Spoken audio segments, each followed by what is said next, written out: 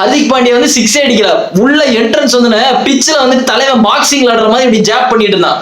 UFC ஃபைட்டர்ஸ்லாம் ready ஆயிட்டு இருப்பாங்க தெரியுமா, அந்த ப்ரூஸ் பஃபர் இன்ட்ரோடக்ஷன் கொடுக்கும்போது ladies and gentlemen it's time அப்படின்னு சொல்லும் போது இந்த ஃபைட்டர்ஸ்லாம் அப்படி ரெடி ஆயிட்டு இருப்பாங்க. அதே மாதிரி தான் பாண்டியா இன்னைக்கு பிச்சுக்கு வந்து இப்படிதான் பண்ணிட்டு இருந்தாரு.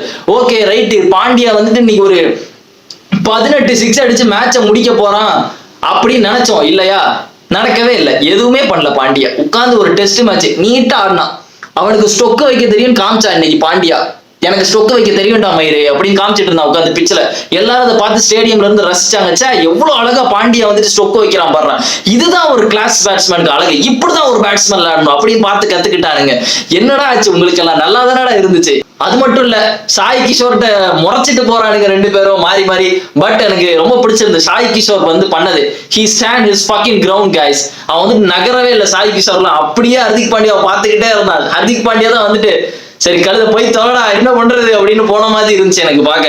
பழைய கேப்டன் அதெல்லாம் பார்க்கவே இல்லை, நீ நிக்கிறியா நானும் நிக்கிறேன்டா அப்படின்ற மாதிரி என்னன்னா வெயிட்டா இருந்துச்சு. சாய் கிஷோர் பேக்கே அடிக்கல, சூப்பரா இருந்துச்சு. பட் நாளைக்கு ஹர்திக் பாண்டியா ஃபேன்ஸ் வந்து எப்படி வந்துட்டு அதை உல்டாவை போட்டுருவானுங்க. ஹர்திக் பாண்டியா தான் கெத்தா வந்துட்டு ஏதோ டீல் பண்ண மாதிரி போட்டுருவானுங்க. நீங்க வேணா பாருங்களேன், அப்படி நடக்கும் கண்டிப்பா.